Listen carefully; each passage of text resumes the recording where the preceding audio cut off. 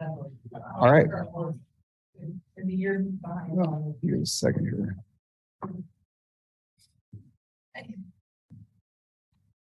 So she had, and she's so grown up, and she is actually. I was thinking she always knew that to be ready as well.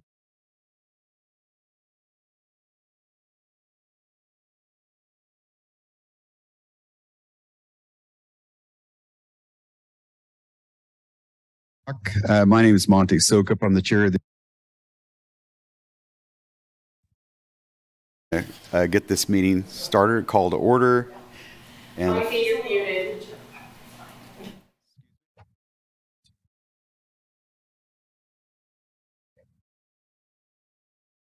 Or I guess somebody at City Hall is probably controlling that, but can't hear you. yeah. There you are. Unmute. Okay, there we go. Oh, That's not good. No, are you guys unmuted your Zoom feeds? Don't. Okay. Are we okay now? Are we ready to go? I can hear you good. Okay. Okay, so my name is Monty Sokup. I'm the chair of the Affordable Housing Advisory Board for the City of Lawrence. We're going to call this meeting to order as it's 11:02. The first thing we're going to do is take roll and establish a quorum, and then we'll have some opening comments from Leah. So I'm going to take roll. Thomas Howe. Here. Thomas Allen. Here. Trent Santee. Here. Shannon Reed. Here. Rebecca Buford. Here. Sarah Waters. Here. Christina Gentry. I saw her log in. She's absent. Okay. She's trying. She's here. She's Oh, I working on it. can't. Okay, I can't see your thumbs up. So Christina Gentry's here. Erica Zimmerman. Erica's going to be absent. Absent. Dana Ortiz. Here. Shannon Oury. Shannon will also be absent. Did I hear her here? She'll be absent. She's absent. Okay. Ron Gacious. Here. Edith Guffey.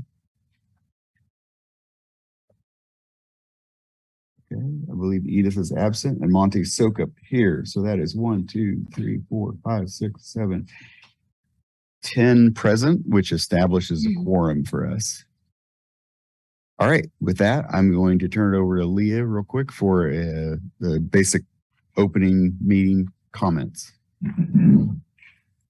Thank you, Mr. Chair. Good morning, everyone. I have a few housekeeping items for this hybrid meeting. Please remember, this meeting is being recorded and broadcast on the city's YouTube channel and cable channel 25. Please remember to mute yourself during the meeting when you are not speaking. The chat function for this public meeting is disabled. All chats will go directly to me. Unless you are participating during the meeting, please turn your video off. This allows the active meeting participants to be seen on screen. You will still be able to hear the meeting. When you are participating, please turn your video on. If you have any trouble, you can send me a chat. The city reserves the right to mute people or turn individual videos off to minimize distractions during the meeting. I will now make a few notes on public comment. When the chair calls for public comment, individuals attending in person should approach the podium to indicate they wish to speak. The podium can be raised or lowered, and we encourage you to use this feature to ensure your comments are heard. Individuals participating via Zoom should use the raise hand function to indicate they wish to speak. Please leave your virtual hand raised until you are called on. Individuals will be called on in the order that they appear on the host meeting screen. All comments will be limited to 3 minutes.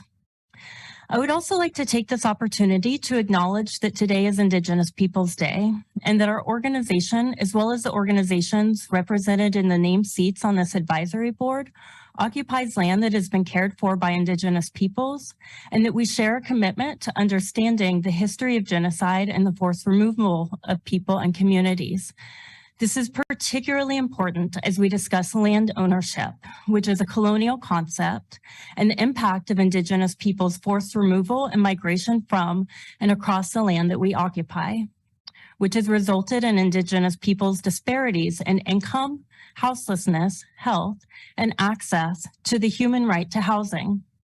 I also want to acknowledge that this board lacks any representation from Haskell Indian Nation University, and therefore valuable Indigenous perspectives on land ownership and cultural values of family, home, and housing are not present. The city recognizes today as Indigenous Peoples Day in order for Lawrencians to reflect upon the culturally diverse struggles of Indigenous peoples and to celebrate the resilient, culturally diverse Indigenous traditions and beliefs that guide and shape Haskell Nations University, from which our entire community benefits. Thank you, and I'll now turn the meeting back over to Mr. Sukup. Thank you. Thank you, Leah. Monty Sokup, Chair. We're going to move into public comment, and this would be for general public comment at the beginning of the meeting. If you have are interested in something on the agenda, we will typically address that at the time we address that on the agenda. So do I have anybody that has general public comment? Not seeing anyone here in the room. Have anyone online that you can tell? Okay, so seeing no one online, we're going to close public comment and move on to item B on the agenda, which is approving the minutes. You may recall that we had a correction in the minutes from our last meeting, so we have two sets of minutes here to approve. I would consider a motion to approve both sets of minutes at the same time with a single vote, if that's allowable. Okay, I see Ron. Mr. Gacious, you are muted. I'd like to make a motion that we approve. Well, I was only here for the September meeting, not the July meeting. I think there are 2 or 3 of us that missed the July meeting. We shouldn't vote on the July minutes, but if we were here, we should vote on the September minutes. Would you accept a motion on just one or the other? Yes, I would accept a motion for one or the other. I participated in the September meeting. I would move adoption of the September minutes. I would second that motion. Okay, so we have a motion and a second. Is there any discussion on the September minutes? Seeing none, I'm going to call the roll. Same order I called the roll to start with. So Thomas Howe? Yes. Thomas Allen? Yes. Trent Santee?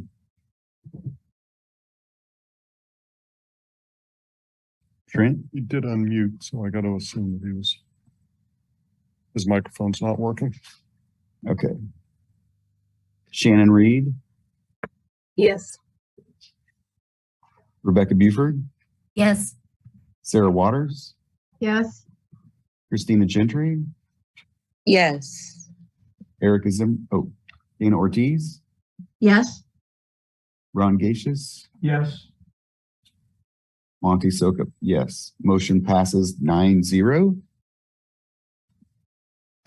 So I would open the floor for a motion to approve the July 11th meeting minutes.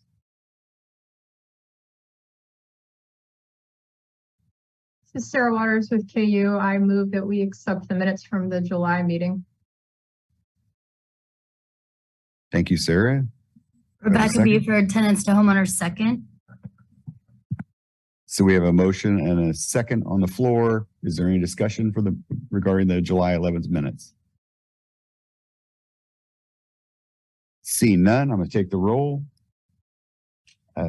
Thomas Howe? Not present, abstain. Thomas Allen? Approved. Trent Santee? Yes. Shannon Reed? Not present, I'll abstain. Rebecca Buford, Yes. Sarah Waters, Yes. Christina Gentry,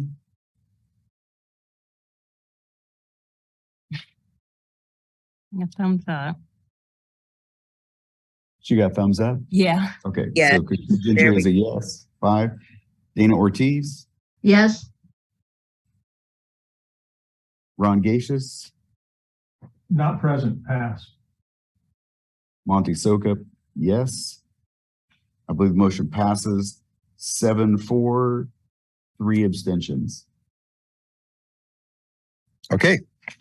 So we have a very busy agenda today with all the presentations for the applications.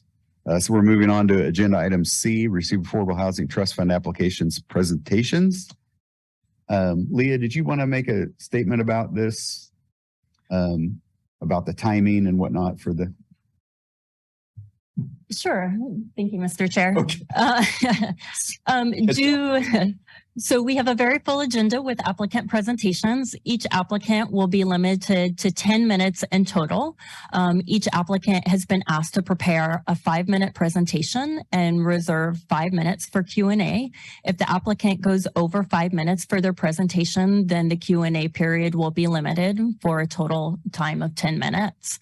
At the conclusion of 10 minutes, we will ask the presenters to conclude their presentation and need to move on to the next presenter.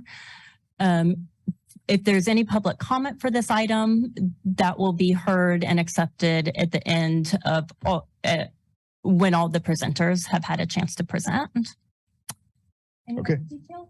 No, I think that's it. I think the main thing is that the public comment will be after the presentation. We have to get through these presentations today to keep our process. So it's not that we're trying to limit public comment. We just have to get through all this. So, all right, we'll start with the Willow application.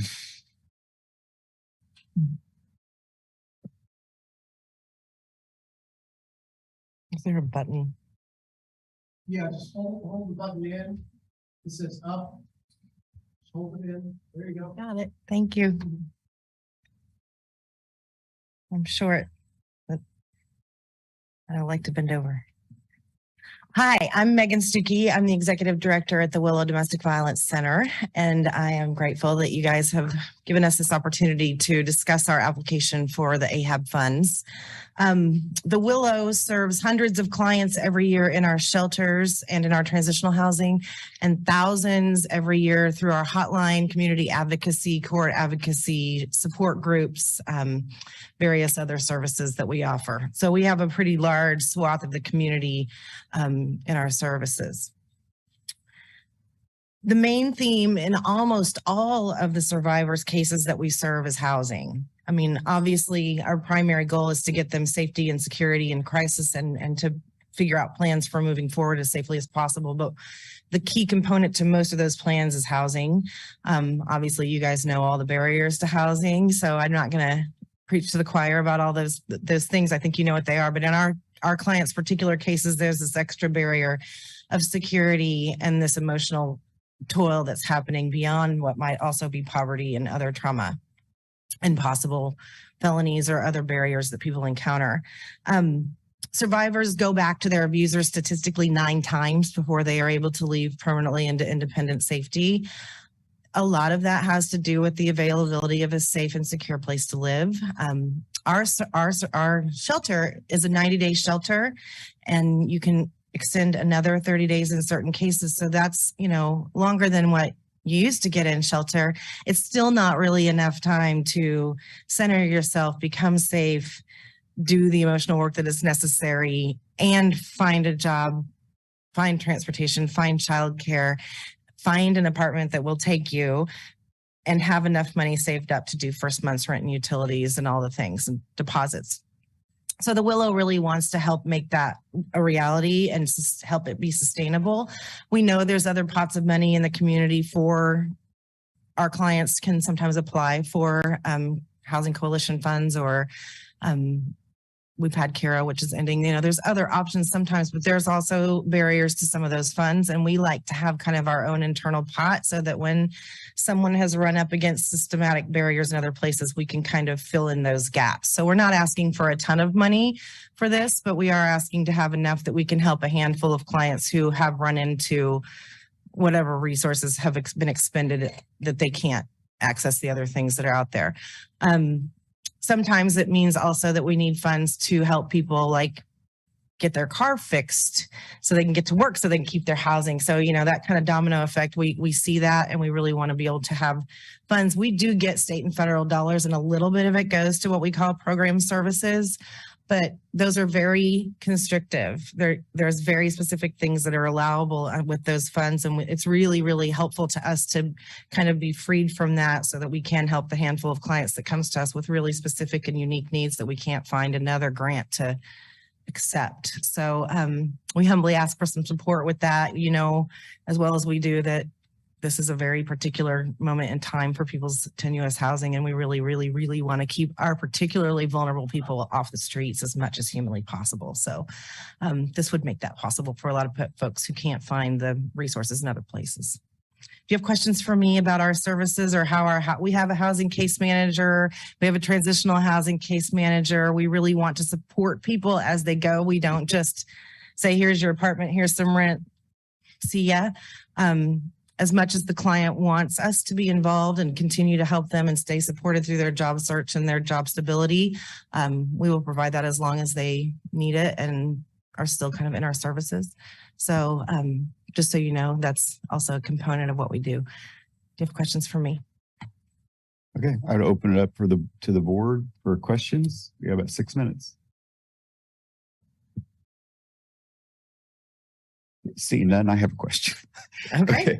About how many people do you think this would help serve? I mean, based on your, I know everyone's going to be different. And then, would 100% of the funds get in the hands of your clients, or is there an administrative portion to this? John, did we ask for an administrative cut on this? Do you remember? I don't think so. I think we just said 10,000 for rent and utility assistance, which might be other housing related costs, but generally that's what it is. We have a kind of per client limit per year of $800, just that comes out of our, that doesn't mean every client gets $800. Right. It doesn't mean, but that's kind of just so we can keep ourselves within some sort of boundaries. So, you're looking at a dozen people if they get the max. Some people might only need a few hundred. They're patching together several bits of resources. So usually it stretches more than that, but between 10 and 20 probably. Okay, thank you. Thank you. Any other questions? I have a question. I believe your ask is for 20,000. If I'm looking at Did we ask for 20? Oh, in my mind, maybe I filled out another grant last week that was 10. Yeah. So, double that. Okay, so could you one of the things, this is Sarah Waters with KU. Could you also maybe clarify, because you also talked about potentially, to get people's cars fixed or things such as that. So how, from administrating this, because this is the Affordable Housing Trust Fund. So could you talk about the way that you would administrate these funds so that it was going towards housing needs? Just a little more clarification on that would be appreciated. I mean, we can definitely restrict it to specifically rent and utility deposit housing needs. We like to have the flexibility if someone is like having a transportation problem and potentially is going to lose their job and therefore will domino effect lose their housing. We like to try to be preventative to help people keep their housing and keep their job stability. So I see them as related, but again, if that's outside of your scope, we can limit that or eliminate that.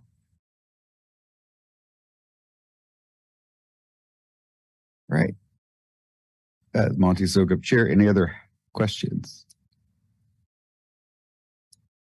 All right. Thank you, Megan. You're keeping us on schedule as well, which I like. I'm fast. Okay. The next is Douglas County Housing Stabilization Collaborative. Good morning, everyone. Leah, do you have the slideshow there internally to put up and slide through? I do. I will bring that up right now. Thank you, Kyle. Awesome. Okay, my name is Kyle Rogenkamp. I'm with the Ballard Center. Gabby Sprague with the HSC was kind enough to let me come on this morning and speak to all of you about the collaborative and our request today. I'm with the Ballard Center. I know on the slideshow it says the Elizabeth Taylor Ballard Center. I'll have to yell at Gabby for that. We are the Elizabeth B. Ballard Center. We're not that fancy to be called the Elizabeth Taylor Ballard Center. So please ignore that. That kind of cracked me up this morning when I saw it. So let's just start with a brief history of the HSC. A lot of people in this room remember what it used to be like before HSC came along. Agencies were kind of siloed in their approach to rent utility assistance. For example, at Ballard, we would have about $5,000 a month in rent utility assistance. We would share that with other agencies. On the first of the month, we would open up our phone lines and people would, scratch and claw to get those dollars. It was very difficult for individuals to access the funding. There was never enough funding. We did not, have a standardized application process. And Leah, you can keep going through here. We did not, this is very important, we did not collect data together on a level that allowed us to assess the need in the community with rent and utility assistance. And the amount of assistance available was varied. Back then, it was usually only $200 per household per year, which, as you can imagine in the current housing climate, is just, it's not enough. Folks would end up, having to call multiple agencies each month just to try to get access to that housing. The HSC now is a collaboration of multiple agencies. I believe on the last call, there were over 30 agencies represented. Tenants to Homeowners, Family Promise, United Way, Ballard, Willow, ECAN, Catholic Charities, anyone that has, their thumb on the dial of crisis funding in the community is a part of this collaborative. And what it does is it allows us to collect that data, to better identify that need, to standardize an application process, to make the accessibility and equitability of the funding in the community more accessible and more equitable. There are multiple access points. The application is live on a website that, someone doesn't even have to be interacting with an agency to get into HSC on the front end. And then on the back end, they are paired with an agency to work with them. So we also have member meetings the first Friday of every month where we collaborate, where we really talk through how to make the greatest impact with the dollars that we receive and spend in our community. This is focused solely on rent and utility assistance. The entire request would be considered pass-through dollars. That means that every dollar would go to households in the community. It would support roughly 427 households. That's a little over $1,000 per household that we average investing in to alleviate their crisis.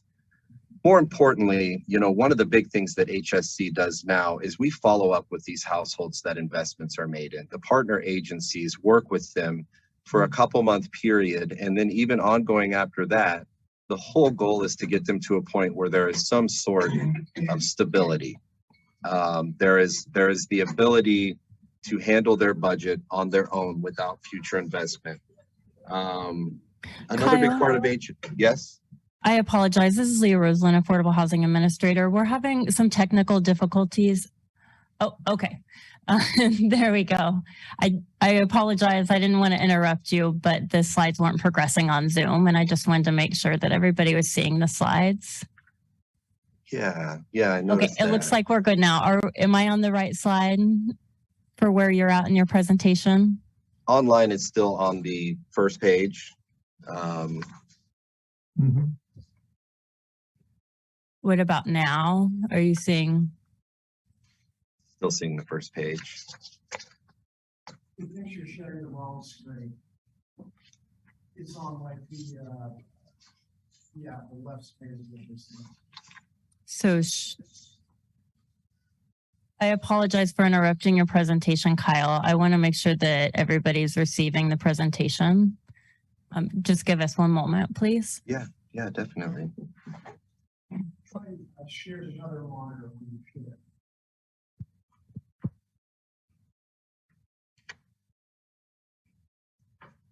What about now?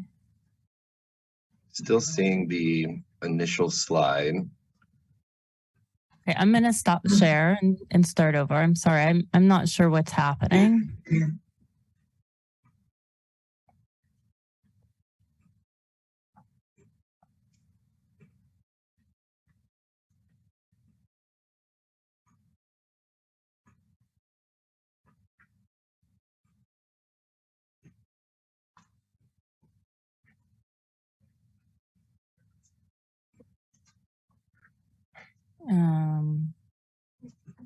Okay.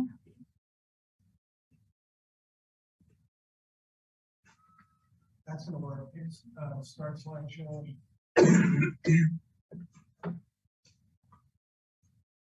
You want me to? It's in slides view.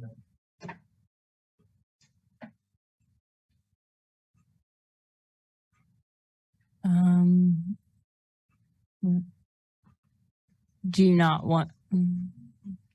I'll see if Kyle can share from his office. Kyle, do you have the presentation? I'm sorry, I'm not sure what's happening. Yeah, I do. I think maybe for the sake of time, do all the AHAB committee members, do they all have access to the slideshow? Maybe we can just talk, get through it. That way everyone's not waiting here on the back end. And sorry for the troubles, Leah. No, I'm sorry about that. I'm not sure why that's happening. No. So just, real quick, before HSC came around, all of us agencies were trying to address rent utility assistance on our own. We weren't collecting data together. We weren't collecting applications together. We weren't doing care coordination together on the back end. That is now happening. Being on the ground level, working with the clients through HSC, I firmly believe as a social service provider that HSC has revolutionized the rent utility assistance process in our community. So thank you to the founding members like Family Promise and Tenants to Homeowners. Organizations that work with HSC, they can either do it on the front end by making sure that all of their clients have access to the application. They can also make an investment on the back end where they're actually doing the care coordination and case management that goes along with the investment after the investment is made. For example, at the Ballard Center, we follow up with folks every 2 weeks for a minimum 2-month period. We try to triage the crisis, we try to address the barriers, and we try to open doors for them to go through to reach a greater level of stability. Housing Authority applications, DCF applications, working with the Workforce Center for Employment, the whole gambit. So as a collaborative, the agencies that do that back-end care coordination or case management do get $150 stipend per household they work with. Keep in mind, though, none of this funding request is for stipends, 100% pass-through dollars directly going to the households that we are serving. In the future, we really want HSC to keep growing in its scope to address the housing issues in our community. I mean, everyone sitting around this table is here for a reason, and that reason is affordable housing. HSC is 100% in understanding and agreement that we need more affordable housing. Our request is speaking to what are we going to do in the meantime until we get there? That's where HSC steps in and makes that impact. We are getting people through until housing in our community is more accessible, more affordable, more equitable. So the last thing I want to do before we open it up for questions is I just want to share a quick story about a family we've been working with for a long time. This family, single mother facing abusive situations, had been homeless for over a year. They were working with Burt Nash Homeless Outreach. They were working with Willow, and they were working with Ballard. Through the HSC collaborative, we were able to get their deposit and first month's rent taken care of, get them off of the streets after a year. Burt Nash was able to identify that housing. HSC was able to provide the funding for that housing. Ballard's Pantry was able to provide stuff that they needed for the housing. In collaboration with Willow case managers, we found out that they needed some security equipment for the new apartment. And because of HSC, Ballard was able to utilize donor dollars that historically would go towards rent utility assistance to help pay for that as security equipment. So not only is HSC maintaining housing, but we're also getting people housed, and we're allowing agencies that are a part of the collaborative to really focus on what they do to shine. You know, homeless outreach was able to find the housing. HSC was able to pay for it. Ballard and Willow were able to collaborate and use funding to get the security equipment. You know, no one agency would have been able to do all of that on their own. But the HSC brought us together, made us work together, and the end result was a single mother with her 2 children being able to be in an apartment that's sustainable, affordable, and a shout out to LDCHA for the voucher that they provided. We'll open it up for questions. All right, are there any board members, Monty Sokup Chair, are there any board members that have questions for Kyle? Mr. Chairman, Yeah, go ahead, Ron. Ron Cassius, the chamber representative. Kyle, is the Willow a participant in the collaborative? Yes, they are. Would it be possible that the funding request that the Willow has made of us could be part of what the collaborative spends money on? You know, I would say yes, but I'm hesitant to say yes because right now we've had to initiate caps in assistance for the first time since HSC launched. And what that's doing is that's limiting how long throughout each month that assistance is available. We are having internal conversations to make sure that this funding with the caps is still equitable.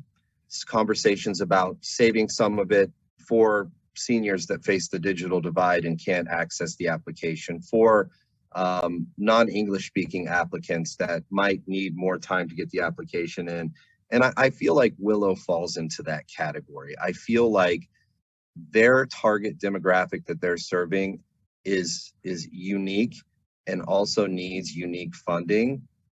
I don't want an agency like Willow to be in a position where they could really make life-changing work happen for a family, but in that month, HSC has reached their cap of assistance and wouldn't be able to provide that support. So Ron, I'm really torn on combining the request because I know that the work that Willow does is so targeted. They have such good case managers. Any investment that the community makes into Willow is going to be utilized in a very professional and productive manner. But with our caps, I am worried about an agency like Willow not being able to get that help because the work they do is so timely and it's so time sensitive. They don't have the time to wait till the next month till the funding opens up again. Thank you. This is Other question? Yeah, Go this ahead. is Sarah Waters at KU. I have 2 questions. And the first, honestly, maybe in your application, but if you could clarify for me. So who makes the decision about awards? Because you've mentioned a lot of different agencies working in partnership, but who ultimately makes the decision of this pot of money that if we gave that from AHAB, of who would benefit from that money? Whoever's eligible, you know, before these not who gets it, who makes the decision. So is there a body or stakeholders of directors that make a decision together? Yes. Or who would get, and who are those people? So the HSC collaborative is comprised of any agency that's working with HSC, those 30 plus agencies that we meet with monthly to make decisions on behalf of the collaborative. And I mean, that's kind of how we do it, is a collaborative approach. So each agency has a voice at the table. Okay. Including directors potentially on this board right now, could potentially be I'm trying to understand, because you've mentioned some of the agencies that sit on AHAB. So are any of those directors in a decision-making space for how this money would be allocated? You know, potentially a lot of the collaborative is comprised of the folks that are actually doing the work. So, you know, for example, with Family Promise, you know, Dana and them, they're a part of the HSC, but they're case managers that are doing the intakes, collecting the data, you know, supporting the families. They're usually the voice at the table. Okay. So then just my other question, just because this is a large amount of money you've asked for, we only have a certain amount to be able to allocate to all the agencies. So should we not allocate the full 500,000? Can you just officially tell us what that would mean for your agency and for the collaborative? Well, I mean, it would be less households served, more households getting evicted, more utilities getting turned off.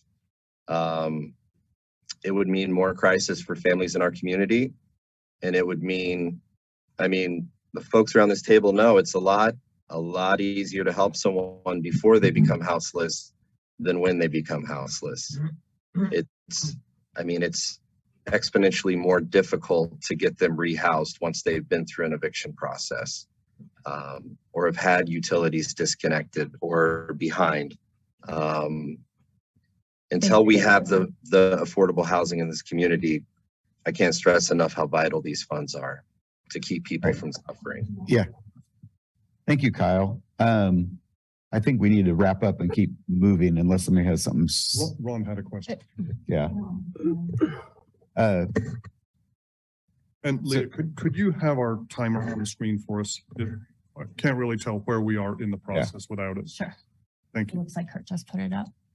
So I think we're going to have to move on at this point to the next thing. And Ron, we'll have to come back to your question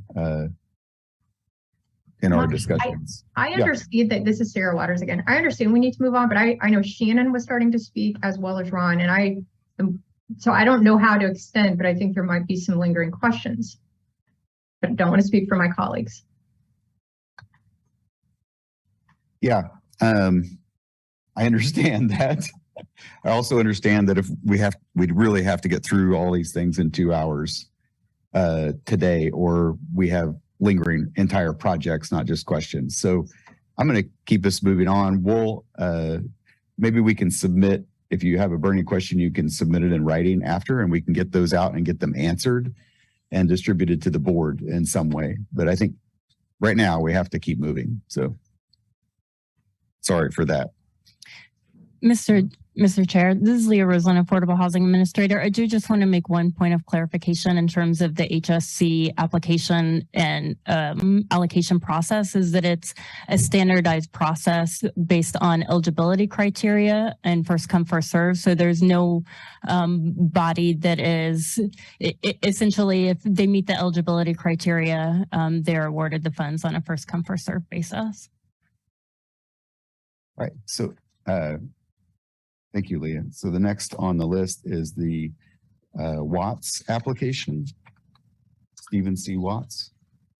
Hi, I am Stephen Watts, longtime resident of Lawrence. This project is to arrest foundation shifting of the 950 square foot house to provide as much correction as possible of the house located at 1649 Edge Hill Road, which is my home.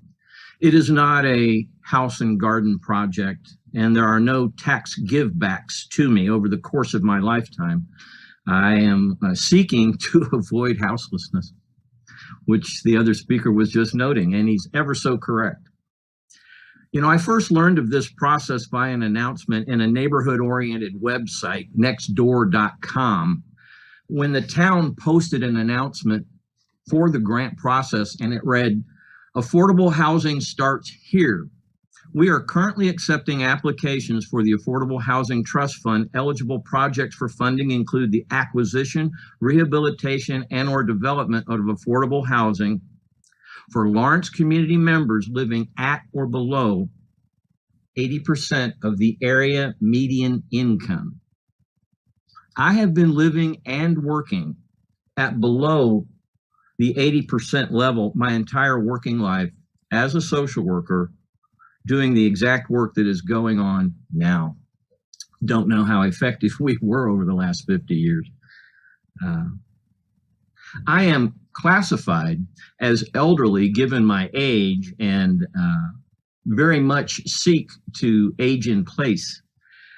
I do not have the income to fund the proposed project, which shall provide a solid foundation for the house to stand yet another 100 years and be available for rent or purchase to the target population I am a member of. The project house is less than 950 square feet, well, 975 square feet, something like that, in size, and in an established tree-welcoming neighborhood close to schools and the university. It is the exact size of home attention is now being paid to by the Affordable Housing Board, as well as other progressives in the community, given the amount of money that was paid and used to build the McMansion phase of development for homes with 10 million square feet and 5 garages and who knows what all. But the quest to be a good member, to continue with a bigger, I lost my place here, I'm sorry. But we're understanding that sometimes small is better. This is a small cottage house of 100 years or so of age, and it will last another 100 years with some assistance. It's been in my family for quite a long time. I bought it on the open market. It was not given to me. It was not, I bought it at auction. The rest of the people thought I was crazy, but here I am. This project is cost effective and there's a zero administrative cost. It preserves existing housing stock, which is another thrust of this project. I requested excess amounts over the 2 bids that I put in there, and I'm willing to work with anybody to pick whatever bid people think is best. I have an idea. I have several other bids I could have included. The photocopying for that stuff was $20. No, thank you. So I included 2, but I included an extra amount of money in the bid because there is an off chance that when they go to establish these piers, it is a process of driving piers into the ground to find a solid footing, that there's a chance that they have to go deeper until they find something. And so I allotted for that. Anything excess would be rebated back to the town. I'm open to questions at this point. I don't have really anything else to say. Thanks. Okay, are there any questions from the board?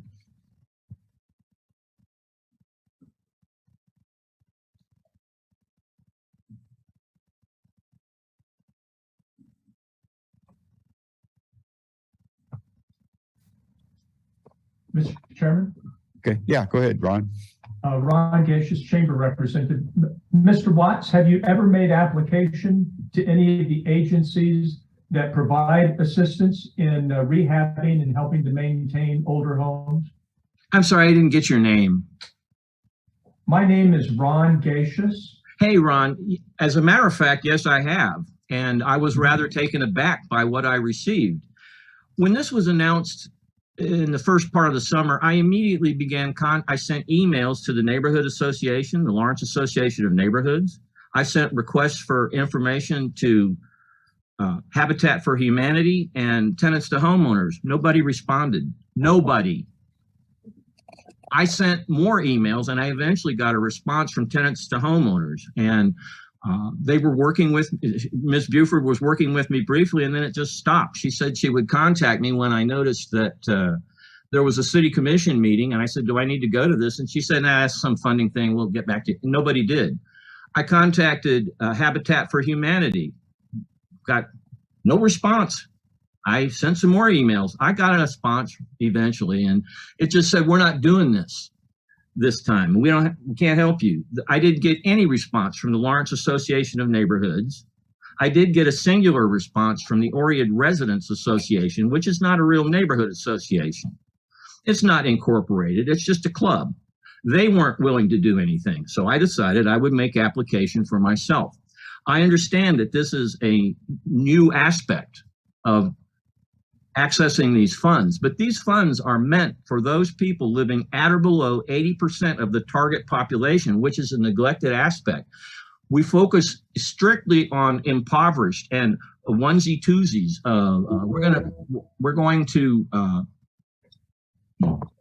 We're going to pay the rent this month and then worry about it. But this preserves this house to stand for another 100 years for people to buy and rent. And so, yes, I did try to work with nobody contacted me. Here I am. Thank you. Thanks. Any other questions from the floor? All right, seeing none, we thank you, Mr. Watts. Thank you. We'll move on to the next applicant. Senior Resource Center application.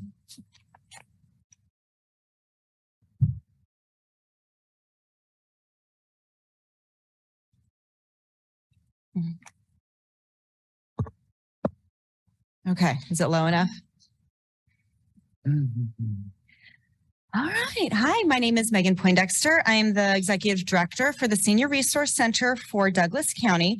The program that we are presenting is Accessible Safe Housing for Seniors.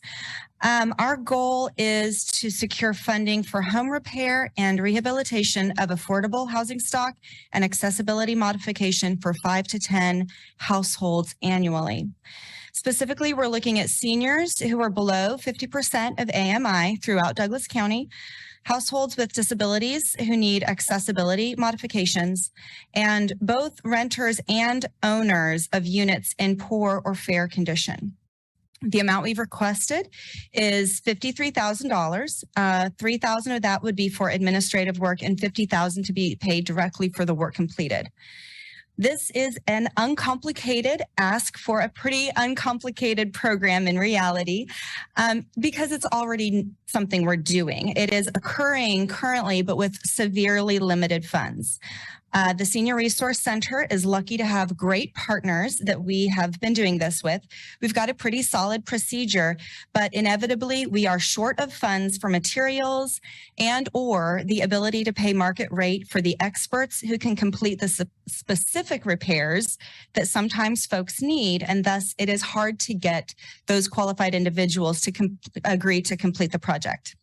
So the people we're talking about, the individuals, are seniors. So we're looking at low income, often frail seniors, and people with disabilities who have limited earning power. These would be typically seniors on fixed incomes, and as the cost of living rises, Social Security does not rise at the same rate. Anyone with Medicaid or SSDI must keep their income under a certain limit, or they risk losing their benefits. So for example, Medicaid's monthly income limit for a single person is $1,500. And an asset limit, so any cash on hand, of $2,000, $3,000 for a couple. So as you can see, they are prevented from even saving up for a major home repair. So that is if they can come up with the extra money left over at the end of each month. So seniors typically have a tendency to be prone towards being house rich and cash poor, meaning these are often individuals who've owned the home for an extended period of time. The home is completely paid off, therefore very effective in its efficiencies, but they don't have the monthly income needed for repairs and maintenance.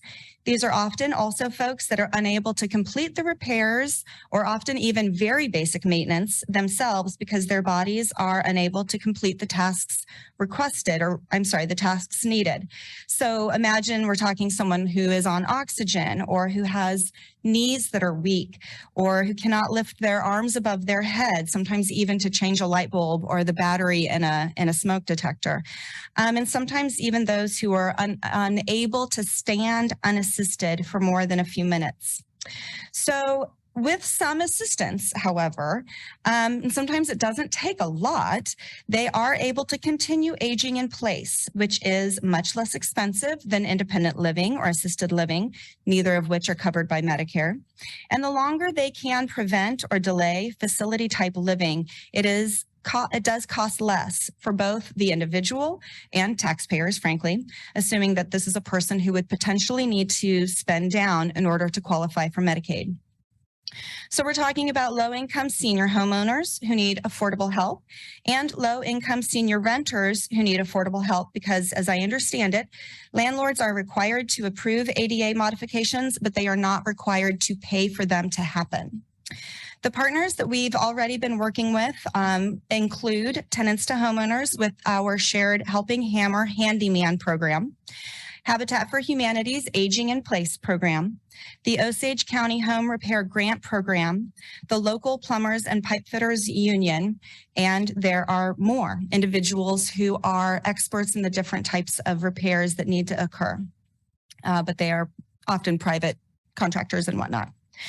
So I wanted to bring an example, which is we got a phone call last week from Julie Wyatt here at the City Code Enforcement Office. She's working with a Lawrence senior who's low income and recently had a stroke. His wife died of complications of diabetes recently, a couple of years ago. The primary complaint from the neighbors, which brought him in front of code enforcement, was that the property has junk, needs to be hauled away. But upon a visit from Julie, she became extremely concerned that the home is in disrepair. It's currently unsafe and unacceptable for habitation. Without the necessary repairs, the home is at risk of being condemned. This senior, who currently owns the home and is managing on his current income in it, would then have to find accessible, affordable housing. We all know how hard that is to find. The known issue that Julie immediately discovered is that the home does not have any water because of a broken water line. Plumbers could repair this, but it is expensive. Our team may be able to help with this critical need, but then once we get into the home, we aren't sure yet what we will find. So in this instance, we need to be able to pay for the roll-off dumping for the junk. The city has agreed to waive the rental, and we'll recruit volunteers to help with that cleanup. But what if the scope of repair of the home is outside of what our team is able to do or to do promptly for this gentleman? And so with this type of funding, we would be able to work with a regular old plumber to come in and help us complete that task as well as whatever else we're able to find. So it's pretty basic. So I've used 6 minutes. I should stop and answer questions. All right. Thank you. Are there questions from the board?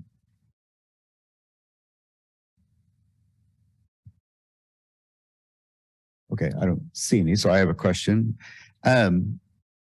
If funds are granted and you guys make, let's say you go into a house and you make $20,000 repair to replace a water line, is there any mechanism that helps retain that house in the affordability when this particular resident is gone or anything like that? It's a great question, and it's something that we talk about with tenants to homeowners, because of the program that they offer folks. It's on our radar if we run into an individual who does not have children, doesn't have family, doesn't have another reason that they probably have long-term plans for that home. There are those opportunities out there. And so part of our goal is to just help to educate individuals on what some of those goals might be. Yeah. Thank you. Thank you. Other questions? Yeah, Ron, I think you're on mute, Ron. Ron, I'm sorry, I can't hear you. I think you're on mute. Yeah. I apologize. Ron Gacious, Chamber Representative. Have you, similar to Monty's question, do you have any type of clawback mechanism if you make an improvement in a home and then someone, 18 months later sells the home and benefits from the improvement that you've made? We have not. I believe done some that. of the organizations doing in home improvements have got some type of clawback mechanism. Is that correct? I see Rebecca shaking her head. Do you do anything like that, or have you considered it? It's certainly something we would consider. And at this point, so far, the repairs that we've had to do are not that significant in nature at this point. Part of that's because we haven't had the funding to do so.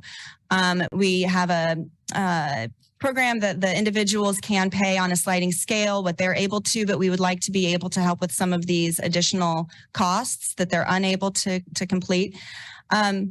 Like I said, this is a program we've been doing on very limited income. And so the breadth of it, if we look at this as a pilot program and it turns out that we have people who take advantage of it in that way, then obviously we would need to address that.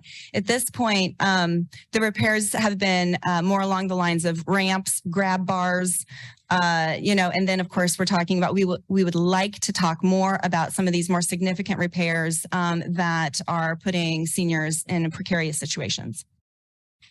Thank you, Megan. Other questions? Yeah, Rebecca. Thank you, Megan. Do you want to talk a little bit about the need? You've said several of us have other programs that seniors try and use, but I know we've had to limit our use of that. And so again, speak to the need, because I think this board would like to hear that how many people you have to say no to, and that you're kind of the one who gets all the calls so that it's appropriate for you to make some of those decisions. Sure, absolutely. Looking at this as somewhat of a pass-through program, if you will. The Senior Resource Center fields calls daily from seniors who have situations like this coming up. For instance, we are part of that housing stabilization collaboration that Kyle spoke about earlier. And so the creativity that often comes in is really seeking what are some of the options that are available for the individuals that are calling us. We are very interested in addressing the needs in whatever way we can come up with. We have often had a waiting list for individuals who are looking for some sort of assistance, and that is partially because just the skilled handymen and the individuals who are skilled at this type of repair are limited, and they have a lot of opportunity for work these days. There's ample demand at full rate for their skills, and so we're trying to compete with the market to try and get repairs made for individuals whose income can't meet the market. Okay, thank you. We're just a little over 10 minutes. Thank you. We're going to move on to the next applicant. Thank you again. Independence, Inc.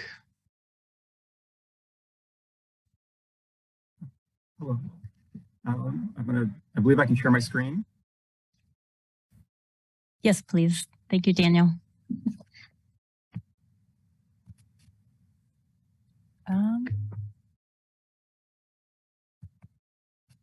I hope everyone can see that. Okay.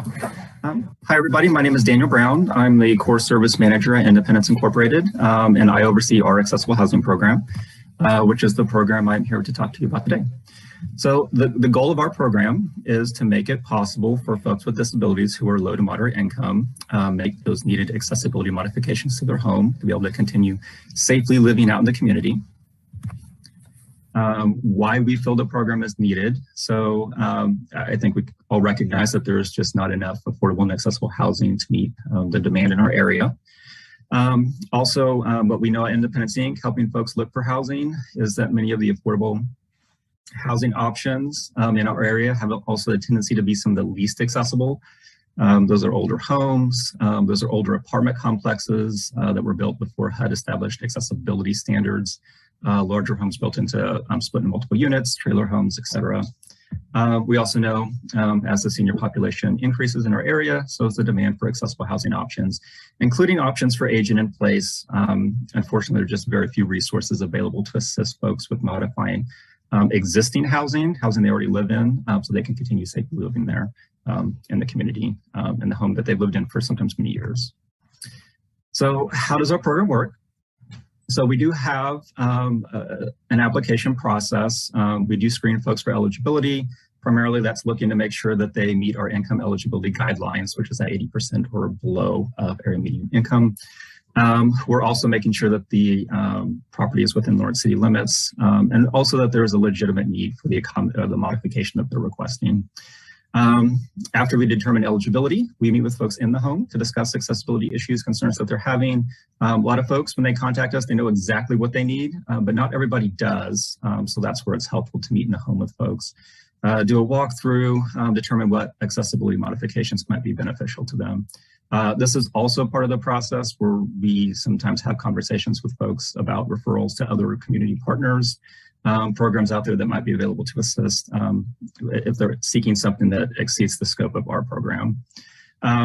After we've come to a consensus on what modifications are needed, staff create bid specs, we communicate with the contractor, usually a little bit of back and forth there, and then we ultimately give the go-ahead to begin work. Once work's completed, staff go back out, meet with the client in their home, make sure the modifications are functional, they're working for them. If there's any issues, contractor goes back out to address them, and once everyone's happy, the contractor's paid. Here are some examples of modifications that we've made previously in the program. Grab bars is probably the number one thing that people request, but we also do accessible toilets, accessible showers, handheld shower heads, low-rise steps, accessible sinks, and doorways for walkers, wheelchairs, and of course ramps is what a lot of people typically think of. Here is a map of Lawrence that shows the locations of different projects that we've done. As you can see, they're relatively dispersed around the city. Some of those little dots are actually either apartment complexes or trailer parks, so they indicate multiple projects. As far as completed projects, ramps, grab bars, the most requested accessibility modification that we get. Ramps, accessible showers, the most expensive type of modification that we do typically. 70% of the households that we're serving in our program are at 30% or below of median area income. So the vast majority of the folks that we are serving are very low income. Many of those folks are well below 30%. Most have some level of fixed income like Social Security or SSI. We serve a wide range of folks. The youngest person we did a project for was 2 years of age and up to 84. We have no age limit, so we'll serve anybody. And we've done projects for trailer homes, single family houses, apartments, townhomes. So just in closing, we feel that our program is very much in line with the goals of the Affordable Housing Trust Fund, and that it ensures people with disabilities are able to maintain the affordable housing they currently have by getting those accessibility modifications that they need. Our program serves both renters and homeowners, which not every program is able to do. From what we know, most of these modifications stay in place well after they are installed. So this increases the housing stock in the area that is both affordable and accessible. And we've done this program for a number of years now. So we have the knowledge and the ability to make this successful if we're funded for another year. And that is all that I have. I will stop sharing my screen and I'm happy to answer questions. Thank you, Daniel. That was right on 5 minutes. Perfect. Maybe, did you practice that? Yeah, I did. It was good. Okay, so are there any questions from the board? Okay, I have a question. I have a couple questions actually. Same question I had for the last applicant is there any kind of way, you know, we spend the money to make these modifications. How does it serve the next person? How do we guarantee that it serves the next person? Or is there somebody, you have a mechanism for considering that? I don't know if we necessarily have a mechanism. We do require the person to live in the home for at least a year in order to qualify for the program. We do occasionally run into folks that their housing situation is a little tenuous. So they're not sure they can actually maintain that housing for a year. So we'll decline to serve them, unfortunately. But so that is a requirement of the program. They have to live there for at least a year. A lot of the folks we are serving are such low income, it would be difficult to claw back money. And some of these modifications are thousands of dollars. We are serving folks that have annual income of like $9,000, $10,000 a year. So it would be difficult to get thousands of dollars back from them, just realistically. Yeah, I wasn't thinking so much about getting funds back as maybe having a first right of offer, you know, to purchase a property so we could get it in the affordable housing stock somehow. And I don't know if we got funds to do that or anything, but I think we need to think about getting ahead of the curve. It's great to serve these people that have needs, but we create this accessible house and then we walk away from it. You know what I'm saying? It'd be great to get that in the stock that's available to our to the next person that needs it. So that's what I'm just trying to figure out if anybody's thinking about that really. So thank you for your answer. Are there other questions? Looks like Christina Gentry. Oh, Christina. Yeah. I put a hand up. I think it's a fist, but we'll take it. I had a Daniel. Thank you for your presentation. And I remember last year's presentation where you shared some of the similar information. And I remember writing down something that was really stuck out in my mind is that the majority of the people served are people who live in mobile home parks here in Lawrence. Do you find that data is still relevant and the same today, that the majority of people and the homes that you served are for those living and residing in trailer park homes, or is there a different number this time around this year that you have? It's about the same. Trailer homes are probably the number one that we're serving, but it's followed closely by single family homes. But yeah, so trailer homes are the number one. They're typically the more expensive too, because ramps on trailer homes they need to be so long. Those are the more expensive ramps, and they typically require a deck to attach the ramp to. So the single family homes, typically if we're doing those, they're a smaller ramp or it's a bathroom modification. So we're widening doorways, putting in an accessible shower. So they're cheaper modifications. Yeah, we still serve trailer homes as probably the number one type of housing that we're serving. But it's a variety. So single family homes we've done, we did a townhome earlier this year. I think we've done a fourplex, and we'll do apartments as well. Okay. Thank you, Don. I have one more quick question. If we've funded, I believe we've funded this several times in the past, and it's been about this level of funding. Is that set by your capacity to do these? Would you ramp this up if you could? I think we could ramp it up if we could. I think this is typically it's me doing a lot of the work, and maybe another staff person. So this is about what we can handle right now, but we could handle more if we had additional funding. But we're also respectful that there's a lot of other good programs out there. So, okay, thank you. Seeing no other questions, thank you, Daniel. We're going to move on to the next applicant.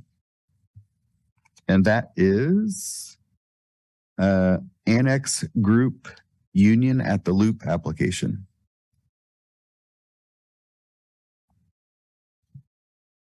This is Leah Rosen, Affordable Housing Administrator. Amanda, are you ready? Hi, this is Sam Hurley with the Annex Group. I want to say thank you all for having us. We're very excited to share our projects update and to field any questions you guys may have. So let me share my screen here.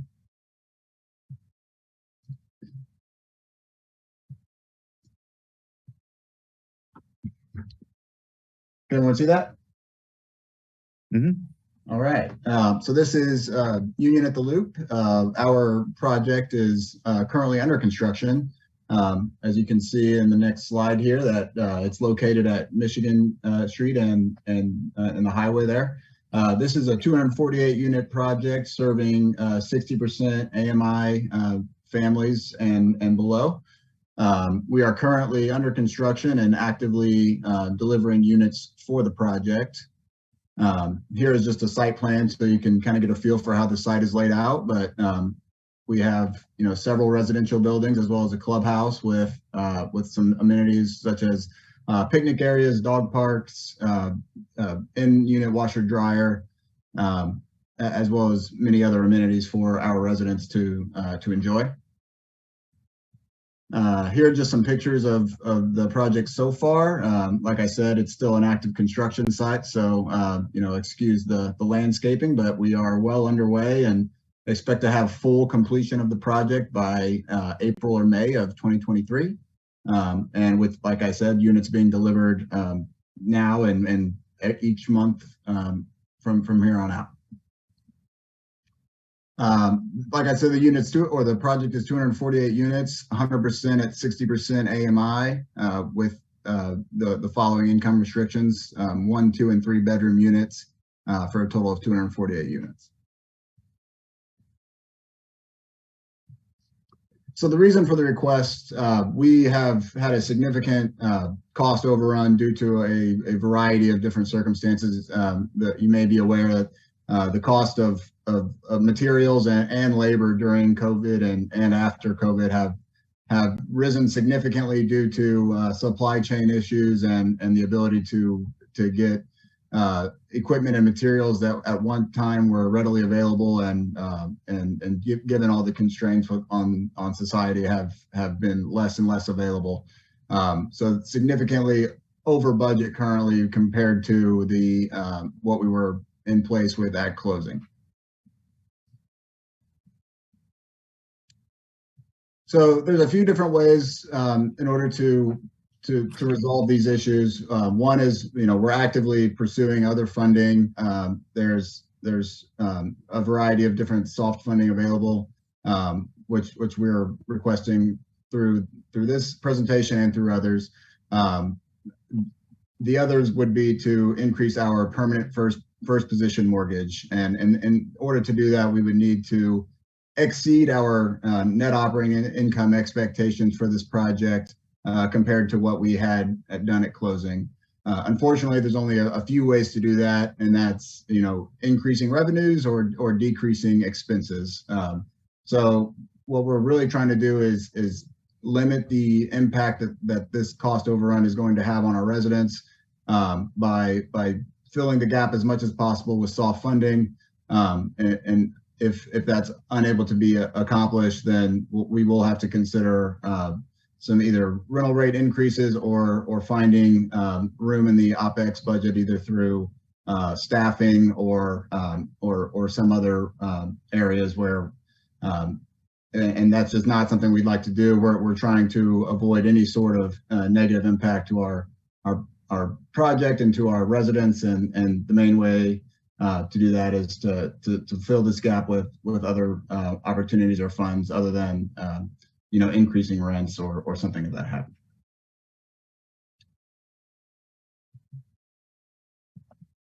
Here's our project timeline. We currently have units being delivered, as you can see here, several buildings, and hope to have a full stabilized project by the end of 2023.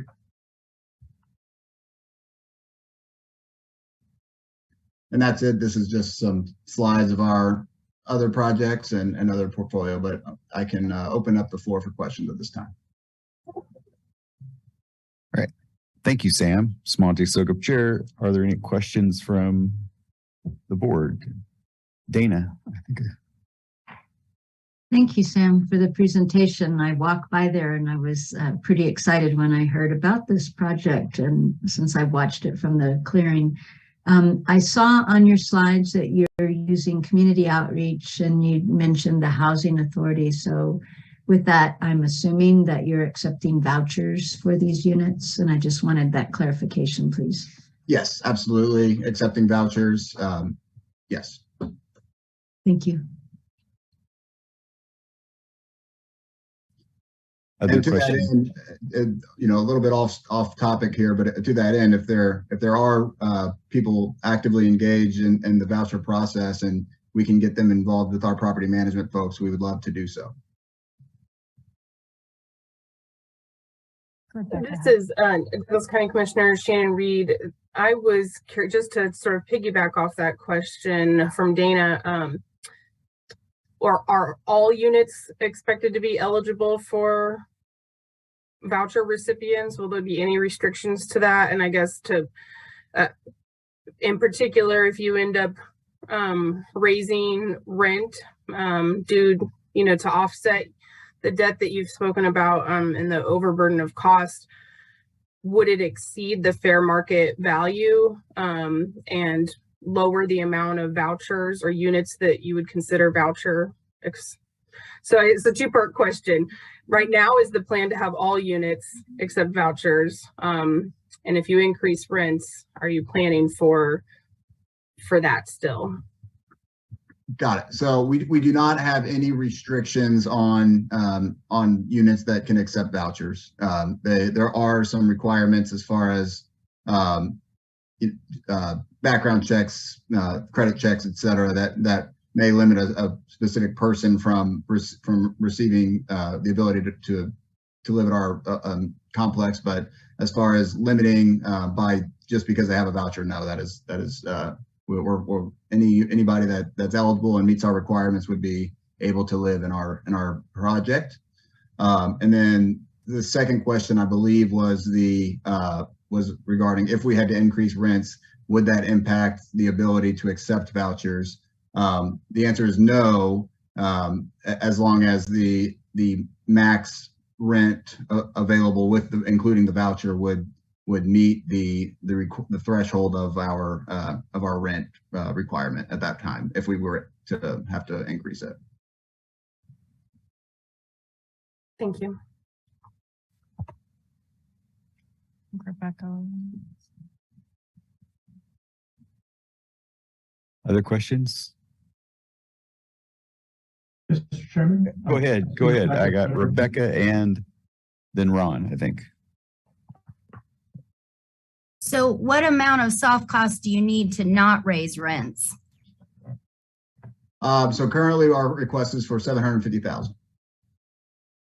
And if the trust fund gave you that, you would expect to not have to raise rents, or is there still an amount you have to get from other sources? I'm just trying to be clear on it.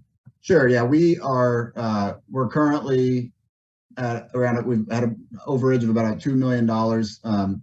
About $1 million of that was covered by additional hard cost contingency, which we include in every job. So not all of this is a complete overage of the project.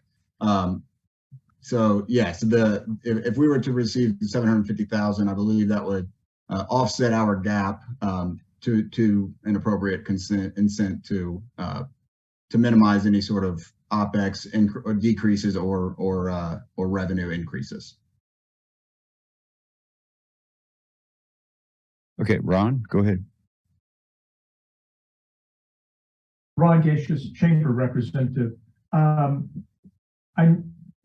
believe I noticed in your application that these units were all to be guaranteed affordable housing access units for a period of 15 years. Some of the LIHTC projects that we've seen here before AHAB have a 30-year period of guaranteed affordability. Can you explain to us why there's the difference between the two and what advantages or disadvantages there are for your project to be 15-year instead of 30-year? Yeah, that's actually may have been just a miscommunication. So the tax credit period is a 15-year period, but our land use restriction is 30 years. So we are consistent with your other projects in that regard, and that we may have just assumed that it was asking for the tax credit period, which if that's not the case, we apologize. That should be 30 years. This is Shannon Reed. I'll just quickly interject and let you know, Ron, that I think you're thinking of the next presentation. The estates is the 15-year one. Thank you. Okay. All right. We're just over 10 minutes. Are we ready to move on? All right. Thank you, Sam. Appreciate your presentation. Good project. And we're going to move on to the next applicant, which is the Estates of Lawrence. And hopefully, yes, like this will go better. Okay. See. Perfect. Hopefully everyone can see that. My name is Devin Rhodes and I'm with Wheatland Investments Group. First, I just want to thank you all. Share your screen like we're in Zoom. I'm sorry. I'll go ahead and do it. Because you are in a Zoom meeting. Right. Yeah. Yeah. Thank you. There we go. Well, again, my name is Devin Rhodes and I'm with Wheatland Investments Group. We're affordable housing developers. And I'm joined by David Rhodes, Kelsey Hare, and Susie Rhodes. We're all owners within Wheatland Investments Group. We've been developing affordable housing for over 25 years. And this would be our third affordable housing development in the city of Lawrence. We currently have properties in Kansas, Oklahoma, and Texas, and we all self-manage every unit that we built. We're currently the owners of Bethel Estates of Lawrence, which is located just up the street from this proposed site. Located on 25th Terrace. This project is proposed to be located at 26th Terrace and will include 38 affordable units for seniors. It will consist of 2 and 3 bedroom units. However, there will be a first floor master on in every unit. Earlier this year, we submitted and received a 9% low-income housing tax credit allocation from the state of Kansas, the Kansas Housing Resources Corporation. We've already got funds committed for construction and permanent financing. And so really we are just in need of the Affordable Housing Trust funds to fill our remaining gap. As I mentioned, this project will consist of 38 affordable units. It will consist of 2 and 3 bedroom units. Each unit will have a first floor master.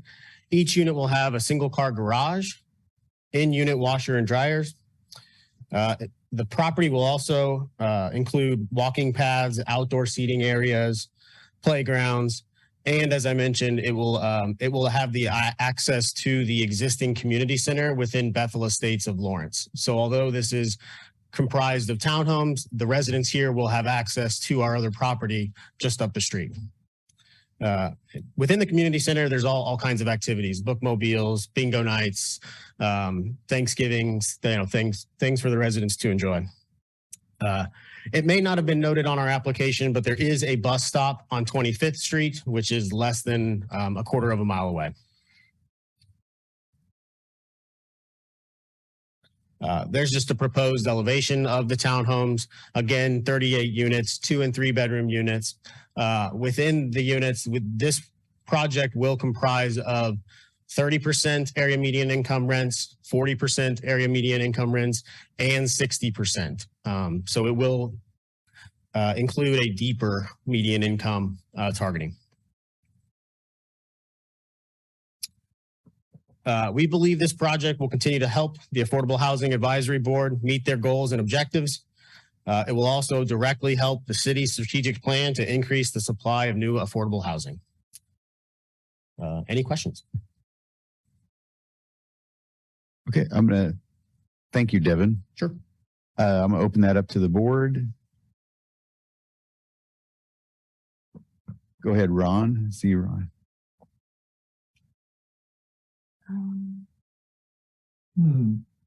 There we go. Ron Gaseous, Chamber Representative.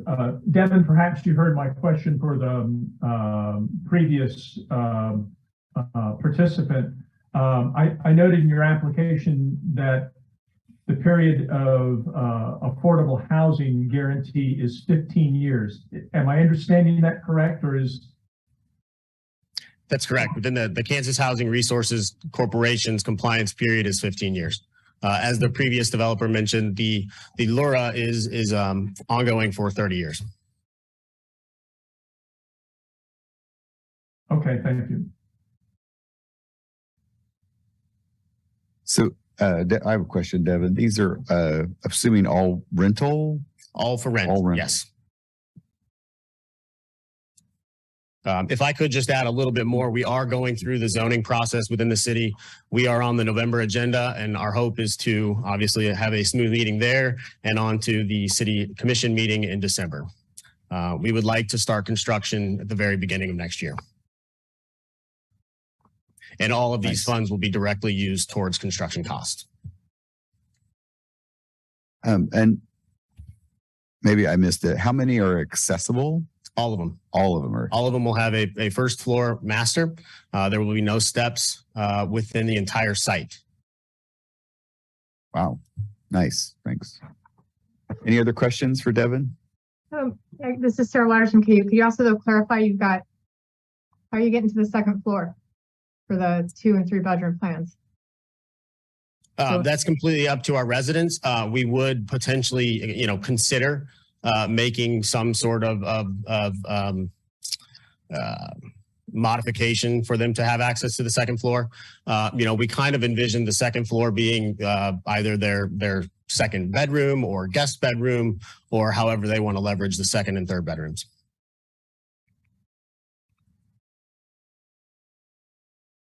Tom Allen, member at large. My question is, have you also looked at even just sort of like 1 bedroom units within this sort of context? And I think it kind of addresses the question of, how are the upper level bedrooms being used? We have considered it. However, within the city's strategic plan, this design and number of bedrooms and townhome units fit within the city's strategic plan. Yeah.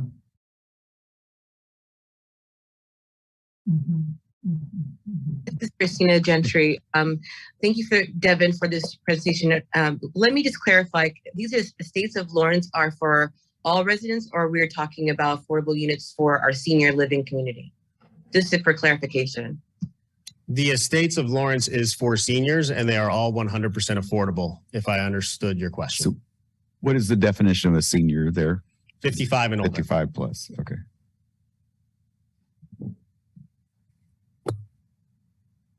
This is Douglas. Oh, Christina, do you have another question? Sorry.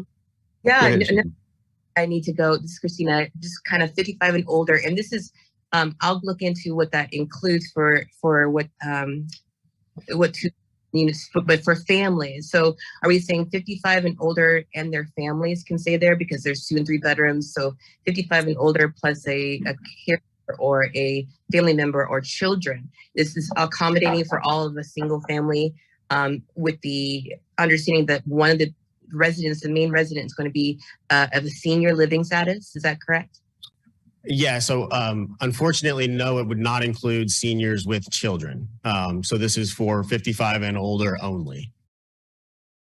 Their kids are more than welcome to come visit and stay, but they're not going to be on the lease.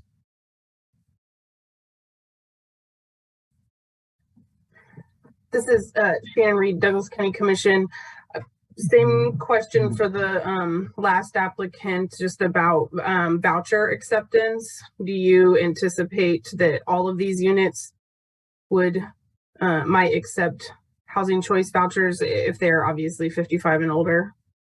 Sure. All of these units would have the option to accept vouchers, and we have a lot of experience with that at the Bethel Estates of Lawrence project just up the street. Okay, thanks. And then I heard you say that the 15 years, that the reason that's the compliance requirement. Have you considered more than 15 years of affordability? We have considered it, but at this time, we'd like to stick with the Kansas Housing Resources Corporation compliance period. Thanks.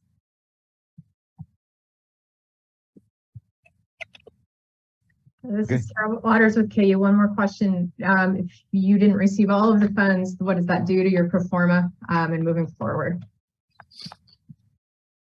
So similar to the previous presenter, we would either need to find ways to reduce, and this is crazy to even say, reduce the construction cost, or we would need to increase our permanent loan.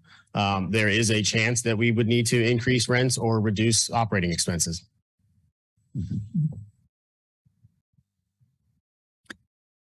I have one last question, or one question. If AHAB were to condition, an award based on a 30-year affordability, what would that? Would you guys consider that? Would you not consider it? Is that just not work? We would definitely consider it. Okay. Yes. Okay. Any other questions? We're running right up on 10 minutes. Okay. Thank you, Devin. Thank you. Very nice presentation. We're moving on to the next applicant. That would be Flint Hills Holding, New Hampshire Street Lofts.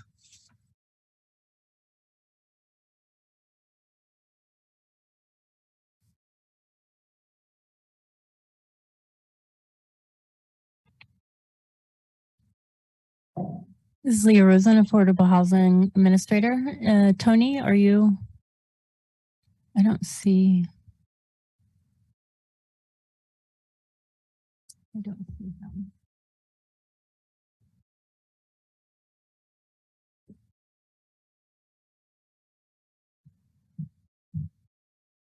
Do we have some? It doesn't look like it.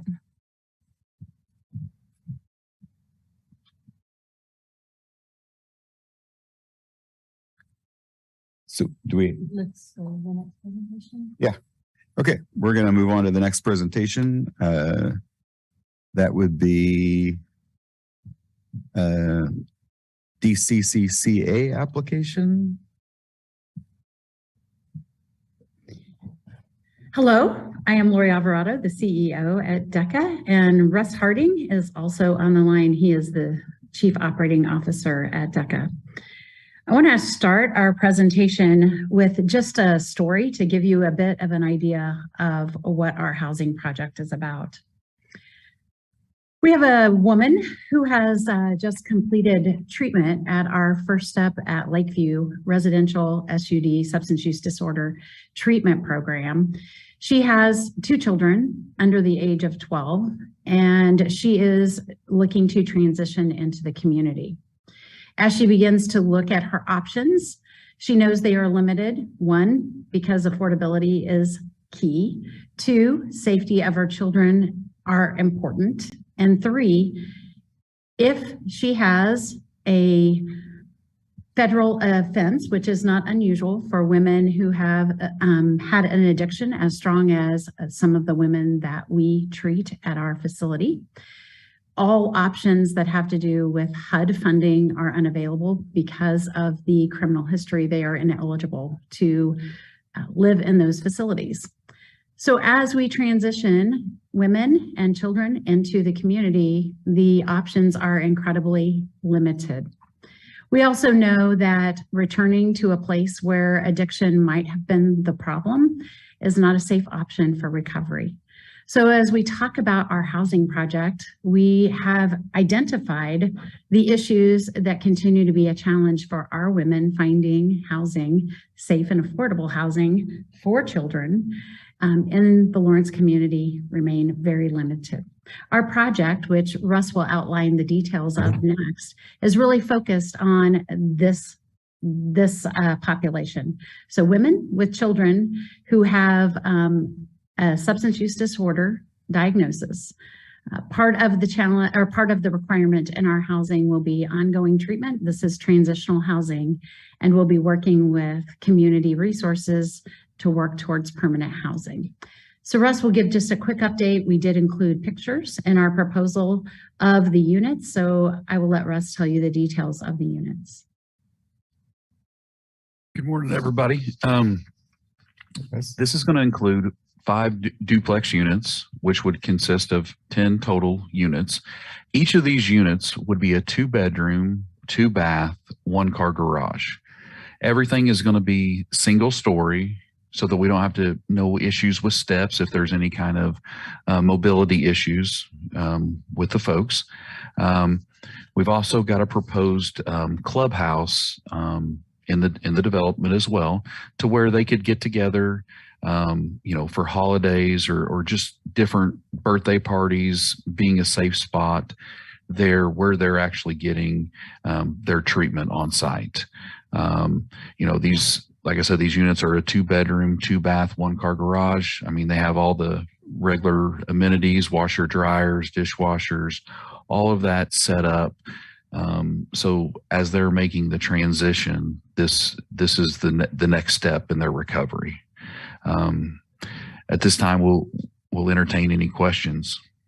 Russ, one additional piece that I think is critical to the Lawrence community, we have an on-site childcare at our treatment center, and women with children would have access to continue to have their children in childcare literally across the street from where they would be living. So with that, we'll entertain questions. All right. Thank you, Lori and Russ. Are there questions from the board? I have a question. Shannon Reed, Douglas County Commission. Hi, Lori. Thanks for being here. So my first question is, you mentioned that many of the women that you serve are not eligible for HUD vouchers based on those barriers. So is your intent to truly be available for folks who do not have any other housing options, so who wouldn't qualify for HUD? Is that kind of the goal, that, or is there space to accept vouchers in any of the units, or is it by design to be for folks who wouldn't qualify for that kind of subsidy? By design, it is for those who would not qualify for that subsidy. One of the key components of transitional housing for us is that they are still involved in treatment and that they are still engaged in treatment, because usually treatment is not something that they accomplish recovery in just a couple of weeks. And so one of the key components would be ongoing treatment supports. So while we would entertain vouchers, we would have to talk about, I believe, any vouchers that are used on the housing facility, and I would need to get clarification, would then perhaps put the other units in jeopardy if people had the criminal history that I discussed earlier. For the record, I appreciate that it's a focus on filling a gap for unmet need. My other question is just about, since you're a nonprofit and you're building on property that you already own, and you talked about how the housing itself is sort of tethered to and conditioned upon services and treatment. So can you just talk a little bit about whether, I'm hoping that DECA never goes away, but if we were to play out a scenario where DECA were to not exist, are there any deed restrictions on the land, or are you planning for that in terms of how the property will be maintained in perpetuity if for some reason in the next couple of decades DECA is not managing it? Is that something you all have talked about? What we have talked about, Commissioner Reed, in our fundraising efforts, this effort is by design a private partnership proposal, because we believe having skin in the game by private donors as well as community foundations, national foundations, DECA itself, it strengthens that very piece that you're talking about. Where we have positioned this on our property, it could easily be somewhat sanctioned or rezoned in a different way, that if DECA were not the owner of the property, we have talked about where to position the housing should that happen. I don't know if that answers your question. I think the last part of it, which maybe you don't know yet, is just, if that were to happen and it were to become under private ownership, would it remain permanently affordable, even if it wasn't necessarily meeting the mission of women in recovery seeking affordable housing? I'll be honest with you, that one's a hard one for me to answer, thinking about that far in the future. We have not considered that question, but would be happy to respond to that question if that's something that you'll desire. All right, other questions? I have one question. This is Sarah Waters with KU. Similar to other groups I've asked, like if your agency didn't receive these funds, what does that do to the development that you're planning? Our proposed funding mechanism is both private and public partnership. If we did not receive the funding, that would turn up the heat and requirement on our other fundraising efforts and might delay the project, not stop it, but delay its implementation. We have a plan for raising funds, but if you're raising more than what you planned for, obviously more time might be needed. Obviously, there's ways that you can work through some things around costs, but I'm not going to lie to you. I've not seen any. I'm constructing a building on the east side of town, and I have zero belief that construction costs are going to come down when I get change orders every other week about how things are more expensive. So I don't believe that's an option. I think what our option would be more about fundraising and developing other partners to engage in the work. Thank you. Any other questions from the board? Yeah, Trent Santee, Lawrence Home Builders Association. It looks like the project doesn't encompass the entirety of the property that it's going to be situated on. Do you have future plans to expand this project or to do additional projects? Right now, we would like to get this housing project built and figure out how to do it well and maintain it well. We absolutely have more property at the location where we will build. This is DECA's first project into housing, and I think we want to do it well. And so we've tried to keep the scope to a place that we think we can manage and manage well. So to your point, I think that's something we would have to evaluate once we have housing up and running and we understand how to do it well. And expansion would be an option at that point if we are doing well and able to maintain and do the things that we know are important. Sure. All right, thank you. We're running right up on 10 minutes. Any last questions? Okay, thank you, Russ and Lori. Appreciate your time. Thank you. Okay, so we're going to move on to the Burt Nash application. Hello, thank you all. I'm Matthew Falk. I'm the Director of Housing with the Burt Nash Community Mental Health Center. And let me share my screen here. You all seeing that? A series of colorful buildings. Yeah. Okay, so our project is what I'm titling a supportive and rehabilitative permanent housing project, Project 1, and that is a form of permanent supportive housing. This project is part and parcel to the long-term vision of Burt Nash and the community affordable housing vision. We are planning a series of permanent supportive housing projects to build a diverse portfolio of housing to meet the different needs of our community. We want to build capacity to address the severity of homelessness in the community today, and as our participant process in the Built for Zero project. This is also a part of us expanding Tier 3 of the behavioral health campus model. If you recall, the behavioral health campus, which includes the treatment recovery center, our transitions, transitional house, and the cottages, housing authority, permanent housing. The cottages are Tier 3, they're permanent supportive housing. So we're looking to expand the permanent supportive housing capacity of our community. And this is a project that we hope will, our pro forma is that we will be able to achieve self-sustainable permanent supportive housing development wing of our organization. So where we would be able to fully fund or almost fully fund further permanent supportive housing development projects. This project is to build 22 to 24 units above a commercial space. We will permanently dedicate this to permanent supportive housing as long as Burt Nash exists and remains here. That's what it will do.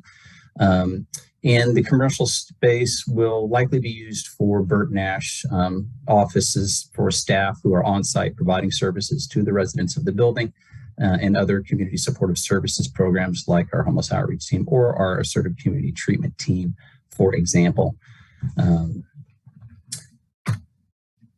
We are really trying to target, homelessness reduction as our initial kind of goal. So this project is targeted for folks who are experiencing homelessness and who have a severe mental health issue and who also qualify for an LDCHA or HUD voucher. We are only looking to work with voucher holders. We will have dedicated supportive service staff during day hours, or we have the option of providing 24/7 staffing on site if needed. And as the owner-operator, we believe as the owner-operator of permanent supportive housing, we will have a much more flexible property management model that we can implement and help prevent housing loss, given that we can be more lenient with our clients and or work with them as they move through the stages of recovery from whatever their issues may be. So the real targeted outcomes are to help the community meet its wider goals and commitments that involve, meeting the goals outlined in the KU homeless assessment and the community supportive housing assessment, their goals for Built for Zero, the 2018 housing market study, and the overall city strategic plan. Again, reducing homelessness and housing loss by increasing permanent supportive housing and expanding Tier 3, and by achieving sustainability, right? We need sustainability in our system, and we want sustainability as an agency to be able to develop housing. The timeline for this project is that we are looking to complete site selection this fall. We've been working with the city and community partners to, acquire a site that has gone through various different stages, as you may very well know, and are likely to ask some questions here about. and then complete the planning or the design of the building, because that will be driven by the site that we go to, and then finalize initial funding necessary to break ground next summer or early fall, with a hopeful completion date of late summer, early fall of 2024, and hopefully have targeted resident move in late 2024, early 2025.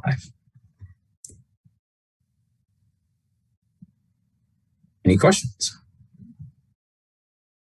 All right, very good, Matthew. Thank you. Are questions from the board?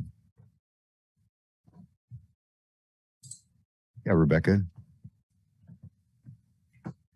Matthew, talk about a little bit more about sustainability. I think that's a really important thing for our community to understand as we try to build and create supportive service housing.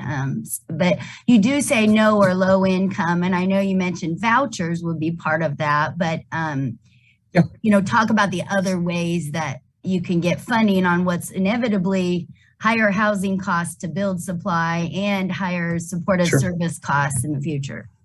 Sure. So Burt Nash, as a licensed community mental health center, is licensed by the state to receive Medicaid reimbursement for supportive services. That's kind of what we do. We already provide supportive services out in the community to households in their homes. So that is a significant funding stream that we benefit from as a community mental health center. So combining that with the rental revenue places us in a position to net an amount each year that we will then put 100% of that net towards future housing development. I have a very conservative pro forma in respect to revenue, and my expenses on my pro forma is quite high, including, for this project, setting aside over nearly $60,000 a year just for maintenance and contingency about damages. And that pro forma shows that we'll be able to net a decent amount, a little over $100,000 a year. That changes a little bit with CCBHC. If you're not aware already, that the Burt Nash Community Mental Health Center is a newly certified community behavioral health clinic, which is a federal model for providing mental health services and integrated services and further integration of services. But that change we anticipate will actually positively impact our pro forma rather than negatively impact that pro forma. So we don't anticipate that would do anything but aid in the sustainability of this process. So combining revenue for supportive services along with rent will put us in a position to be able to sustain our own housing development for permanent supportive housing moving forward. And there's economies of scale that we get as we continue to grow housing and add more units to our portfolio. Sorry. All right, other questions? This is Sarah Waters, KU. Matthew, if you didn't receive all of the funds, what does that do to your overall performance and ability to move this one forward? We're committed to this project. It would likely potentially delay its development. Similar to Lori's reply, we would transition to increasing our fundraising in other areas with foundations. But we don't anticipate that would somehow sink our ship, for example, right? That this project will move forward. It may delay it, but we're committed to this.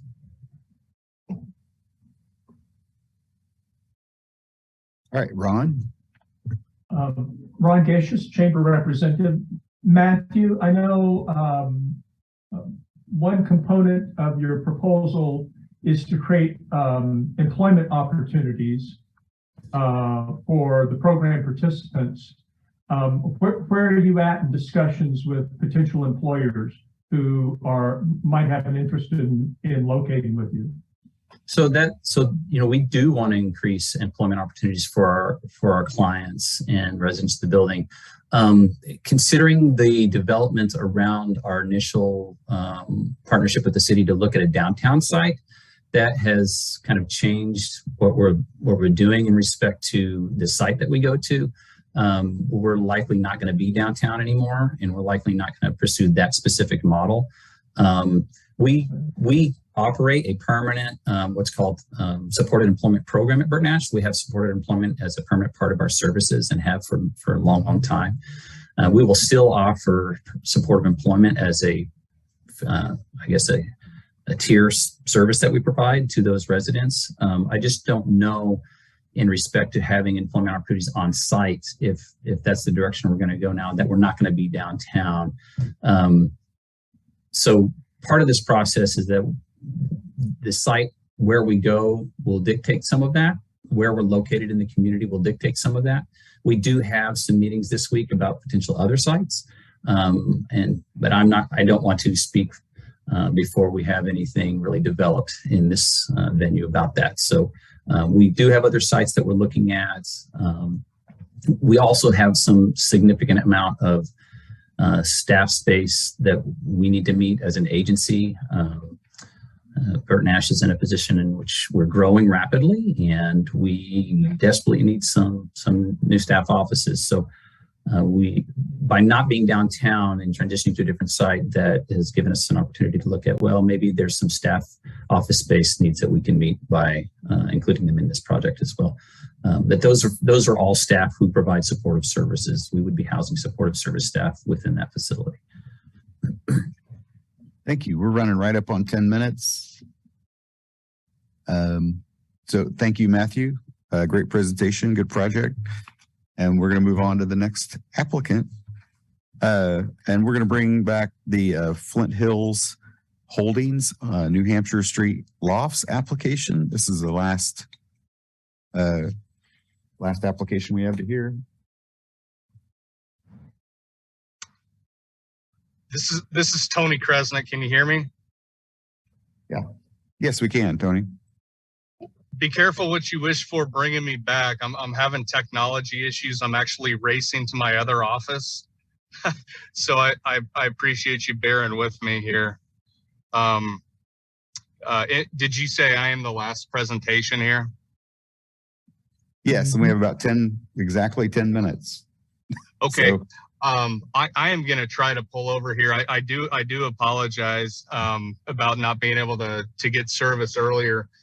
This application is identical, nearly identical, aside from the increased economics. The increased request, the request to your body has not increased, but this is an identical application that your body saw a couple of months back out of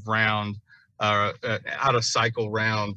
It is still the 48 units, still the mixture income averaging 80% AMI or less, 48 unit affordable housing project. The request to the state housing agency has increased. The request to the city has not. And so I do, again, appreciate you guys working with me here in this remote state that I'm in, but wanted to open it up to any questions that you all might have. all right, thank you, Tony. Are there any questions from the board?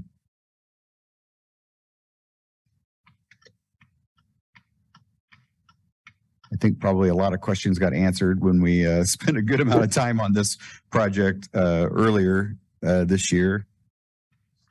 I do have a question, Tony. I've asked this to everyone. This is Sarah Waters with KU. If you did not receive these funds or only a portion of the funds, what does this one do to what does that do to your project right now going forward? Yeah, we have a long-term contract on this site. In terms of the carrying costs on this site, which is pretty unique to other projects that we've worked on in the past, any delay on this would drastically impact the project. However, as I stated in my application, if the entire request of $550,000 was spread over a couple of years, that would be acceptable to this project. It would increase our interest carry slightly, but that's really the same response or same piece of the presentation, and I believe the same response I would have given a couple of months back when this was presented. So if it comes in over a couple of installments, that would be $150,000 not being awarded though, and not coming in at all, would result in a bust on the project. And I think that another piece to mention here is the commitment from the city is very important for the receipt of the tax credits from the Kansas Housing Resources Corporation. Okay, other questions from the board? Yeah, Ron, go ahead. Ron Gacious, Chamber Representative. Tony, several of the other funding request organizations have spent some time identifying who their target resident is. Who are the target residents for this project? Yeah, our project, Ron, is a little unique in that we've gone out of our way, just as we have at 9 Lofts, Penn Street Lofts, and Polar Lofts, to try to provide affordable housing from somebody on every aspect of the housing spectrum. So we will go up with an average affordability of 60% AMI or less. We will go up probably all the way towards 80% AMI, all the way down to 30% AMI with a homeless set-aside unit. We do accept vouchers at our projects. And the reason that we do it that way is because oftentimes, if you're limited to 50% AMI or 60% AMI, somebody in theory could make $5, $10 too much money, and then all of a sudden they're not a candidate for our project. So we do provide low-income housing units, affordable housing units, but in terms of blended spectrum, I would consider our projects to also include workforce housing, the city workers, the firefighters, the school teachers, so that we're hopefully in a position where we can accept all of the different areas of affordable housing and not just tailor to one or the other. Thank you. All right, any other questions? All right, thank you, Tony. Appreciate your making an effort to get to us today and getting a presentation in. So thank you. I am so sorry, guys. If you have any other questions, please let me know. All right, thank you. All right, so that concludes, Monty Sokup Chair, that concludes our presentations today. I would certainly open it up to public comment if there are participants that want to comment on this. I said we'd hold that to the end, and we have a few minutes, so we could do that.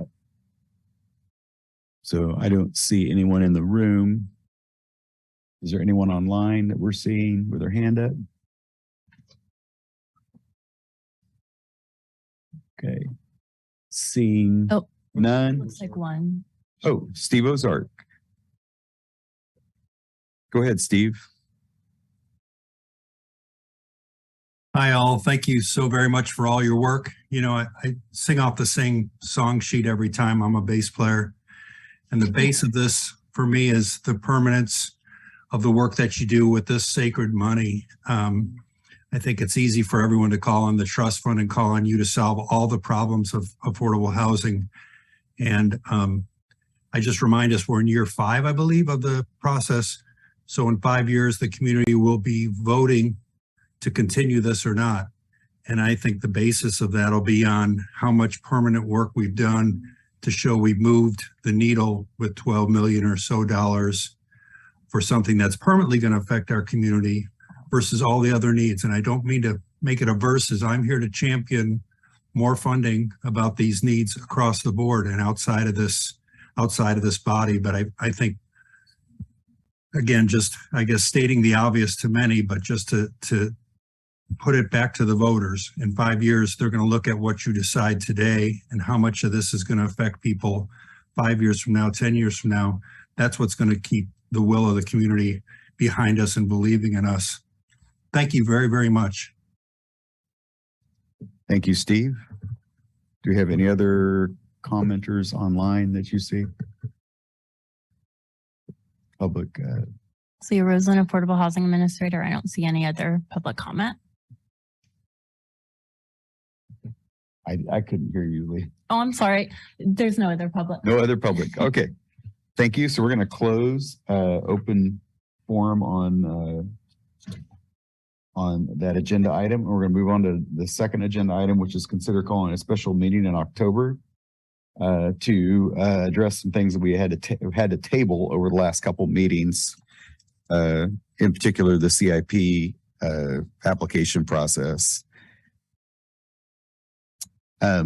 So with that, I think there's a recommendation to have, or just try to select a date that works for a good number of people on the board.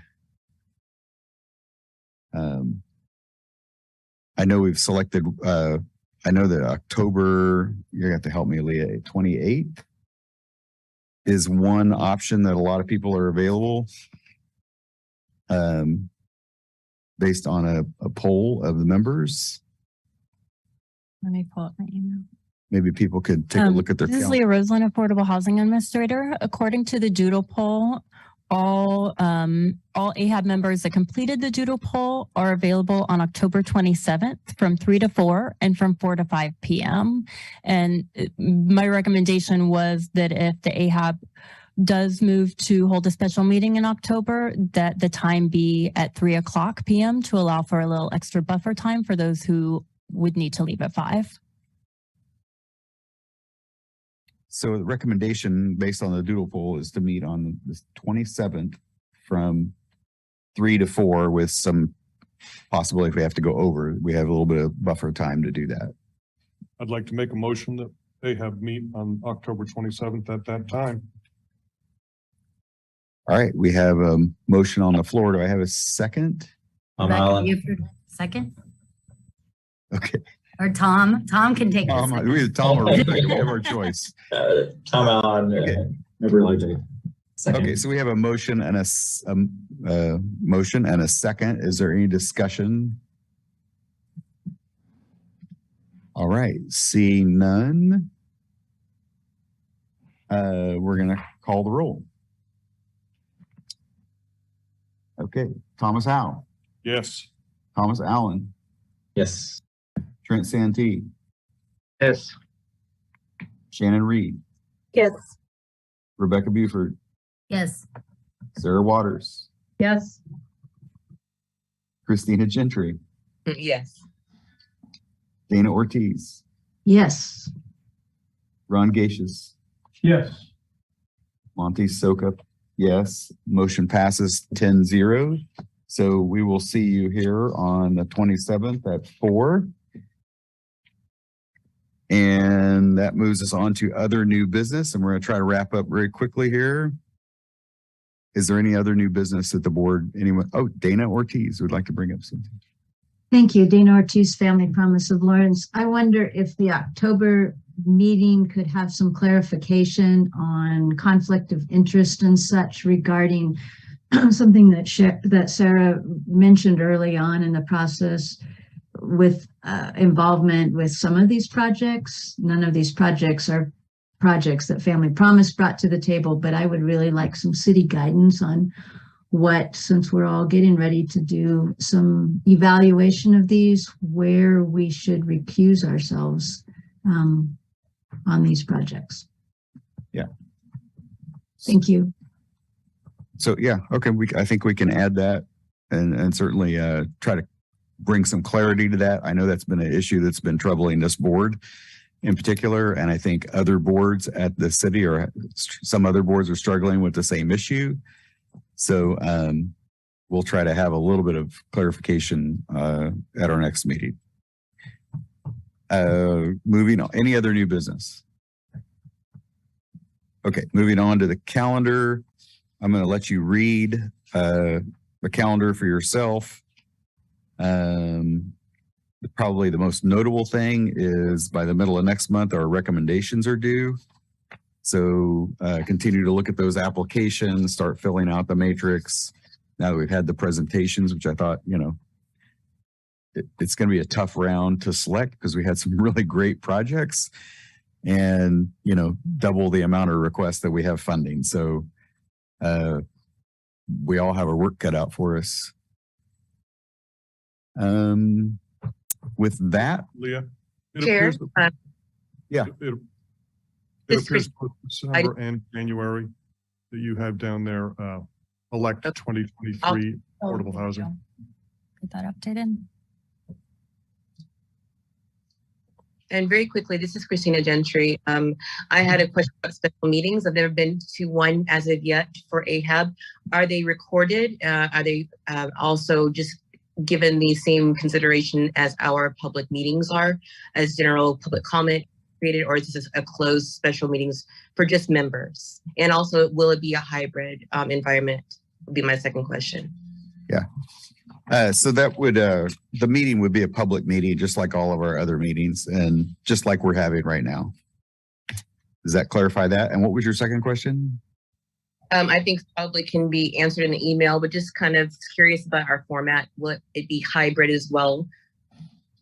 This is Leah Rosen, Affordable Housing Administrator. The meeting will be hybrid. It may not be held in the City Commission room, depending on if other meetings are booked, but I will certainly look for another meeting room with Zoom and in-person capability as soon as possible and get that information out to the Affordable Housing Advisory Board and the public as soon as possible. Okay, thank you very much, Leah. Okay. All right. So with that, we'll call this meeting to an end, and thank you all for your work today and patience and good questions. Thank you. We're adjourned. Great work.